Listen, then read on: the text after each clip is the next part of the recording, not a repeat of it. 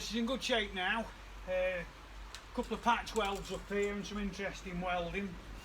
Got to bring it in, get the angle grinder and a sanding disc and get it cleaned up. I don't want to touch this, but we've got a plan for how we're going to bypass it. So I think the next thing to do is get this in, get it dried off, get these ends oiled up again, and we'll take a closer look. But I think we'll have a cup of tea first. I think we deserve one. Right, morning all. We had a big day yesterday, cleaning everything up. Axle casing has been steamed to within an inch of its life. She's beautiful and clean, and unfortunately that's removed the makeup that was covering all the scars. We can definitely see not only some repair work on this axle, but also some really poor design choices, some faults in manufacturing, and I suppose what we need to do to rectify that. The diff, overall happy with the diff. She's in reasonable condition. You know, we've compared it to some of the information in the Foden manuals, and she's thereabouts. She rolls lovely. You know, there's no flat spots, there's no grinding. You know, she's not heavy, and again, you know, nothing really to worry about. She drove great. However, a couple of years back, or a few years back, because he's been dead more than a couple of years, but a few years back I was speaking to David Jones about this tank arrangement, this reservoir arrangement on the high-speed axle, because I told him about my S80 and it was leaking. He gave me some information which was bang on true. Basically, he told me that this was, you know, the Foden axle that had been used on previous models. This had been a afterthought weld on that was never successful. So for the diff to gain access to the oil in the reservoir, all Foden did was actually cut 2 holes in the bottom of the axle casing to allow access to the oil. Piss poor design, absolute piss poor design. But let's have a closer look.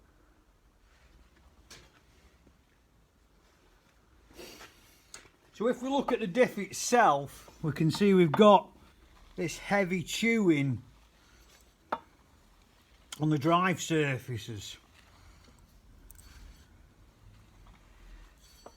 That's one I marked yesterday. The diff isn't particularly worn, or the worm wheel isn't particularly worn. You know, I've seen these where they've been like razors. So it's not terrible, and as you can see she rolls okay and everything, but a lot of teeth, that was not too bad, a lot of teeth have got some damage. I think it's pretty evident that you can see as you roll it through that, you know, some teeth have picked it up and, you know, flung it, and the other pieces have caught the tail end, so it's not been as big a deal. So the worm wheel has definitely got that damage within the teeth section. Does it affect it? Not really. Still runs, still rolls. Am I going to replace it? No. I think if I was doing 32 ton to Langwern every day, yes, I'd be replacing it. I'm not. The diff's not worn out. The objects that have been in there have gone, and it's not the bearings. I tried to show you the worm shaft, but I couldn't get the bloody camera to focus because of, you know, where it is right in the top.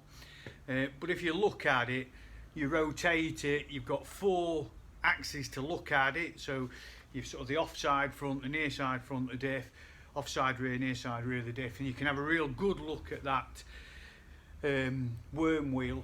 Worm shaft. You can have a real good look at the worm shaft. There's no damage, there's no chips, there's no scoring. It's got a bit of wear on it. We're not doing anything with it. obviously if you're a prospective buyer of that vehicle, that's really good information, because there's not going to be many other vehicles you know the absolute condition of the differential. But it's not the bearings. So what caused the problem? It's in here. Let's have a look in here. So here we are in the diff housing, and this is one of the holes that David talked to me about. And you can see here where my fingers are that they literally cut these holes with the burning tackle, and we've still got these fantastic globules of slag basically that you know, doesn't take a lot of breaking off, if I'm honest. As you can see, 50 years on, and you know, a gentle scrape with a chisel will produce you a lovely bit of crusty. And that's only going one place, and that's obviously into your worm wheel. I'm going to put this over here because these are the other bits that I got out of the oil. This fella here is probably the biggest. If I put him on my thumbnail there, you can see the size of him. You know, he's a fair old lump. He's not a bearing, is he? You know, a bearing wouldn't have done that. A bearing wouldn't have flattened out. That's just cutting slag, and it's ended up in there. And of course, as it circulated through the air, it's spat through that worm wheel. So even me with me rose tinted Foden sunglasses on, sometimes even I can't forgive. Certainly wouldn't forgive back in the day if I was an operator and looking for a warranty claim on a 3-year-old truck. So they're just some of the bits that I got out. There's obviously lots more. I think it also shows, you know, where Fodens were in the 70s. It was a desperate measure, this. You can see here that they filled in what would have been the level bung, and that was because they raised the level. So the level bung is here, round about there, and then they raised the level to up here.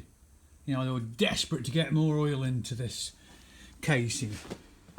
You know, the halfway house nature of this. If we look here, we've still got a Foden drain bung in place in the bottom of the diff. Now the problem is with that, you can't access it because somebody's put a reservoir tank on. You can see it's got the Foden FD part number on it, but the actual drain bung is here. And again, the problem with this one is, if you look at how high that drain bung is, when I come to empty the diff pan reservoir, there was quite a layer of, you know, oil and heavy residue in the bottom of the tank, because the diff bung is too high. Just a poor design. If we look at the tank itself, you can see there where she's been welded in, welded onto the main tank. But again, just not, you know, the prettiest of things. And then some previous owners have had to start getting into some patchwork here, but unlikely that would have sealed very well. Seem to have another patch here. So the tank itself, in my opinion, is unsavable.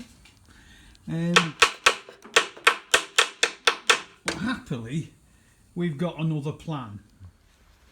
Right, so what the plan is here is, I'm obviously going to clean round these with the grinder, get these perfectly smooth, get them all cleaned up, and get the area really well prepped. Same with this one. I'm going to make some plates, and we're going to plate over, seal the reservoir tank up so we don't use that.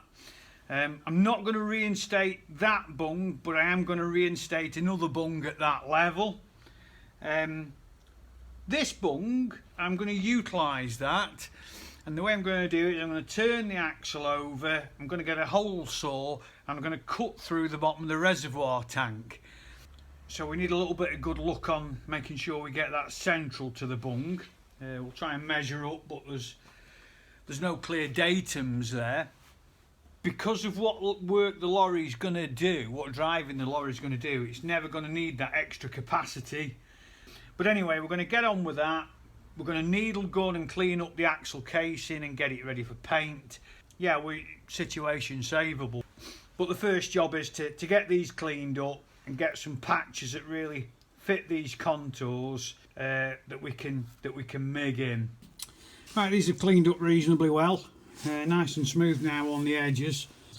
This is the first plate dropped in, and straight away you can see how much of a bend we've got to put into that plate. So we'll have a think about that while we're testing the kettle, I think. Right, I've had this piece of plate under the press, so I've got a nice curve in it. You can see there that I can still get my fingers under it there, but here we're sealed up. We're touching pretty well along there. I'm not dropping the garage door because it's a sunny day and we don't get them very often. You can see at that top corner there it's peeled out, that's allowed it to sit in. So we're going to tack it.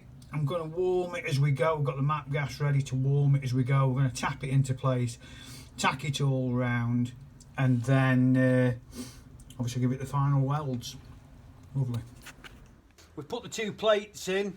They've been MIG welded round. We've then tiger sealed them, and again it's had about 3 coats of etch primer and then a couple of coats of colour in there.